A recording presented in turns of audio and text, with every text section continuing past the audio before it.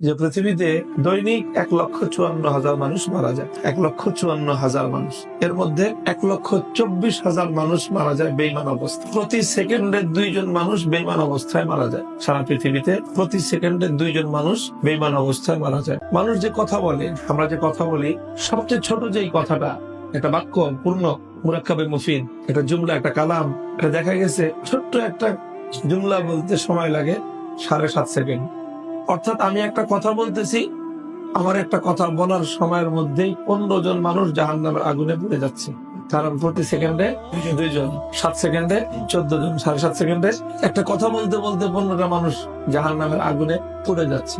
এক একটা গ্রামে গড়ে পৃথিবীতে মানুষ বসবাস করে 2,000 মানুষ। 1,24,000 মানুষ যদি প্রতিদিন জাহান্নামের আগুনে পুড়ে, তার মানে 62টা গ্রাম প্রতিদিন জাহান্নামের আগুনে পুড়ে ছাই হয়ে যায়। 62টা গ্রাম জ্বলতেছে, আর আমরা হলাম ফায়ার ব্রিগেডের দায়িত্বে।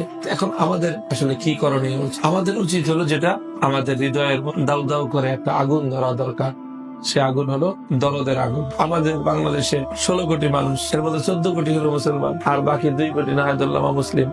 14 জন যদি দাওয়াত দিত, তো 2 জন মানুষ অমুসলিম থাকে কেন? 7 জনের ভাগে 1 জন পড়তো। তো 7 জন লোক যদি একজনের পিছনে ছুটতো দাওয়াত নিয়ে, তো সেই মানুষটা জাহান্নামের আগুনে জ্বলতে পারতো। সে মানুষটা জাহান্নামের আগুনে জ্বলতেছে কেন? সেই 7 জনের দায়িত্ব ছিল তাকে রক্ষা করা। এই 7 জন তো তারা আরামের ঘুম ঘুমাইতেছে, তারা মজা লুটতেছে, আর তারা বলতেছে যে বহু ধর্মের বিচিত্র বাংলাদেশ, এই বৈচিত্র্যের সৌন্দর্য ধরে রাখতে হবে আমাদের, যাতে যে যে ধর্মে আছে ওই ধর্মে থাকে।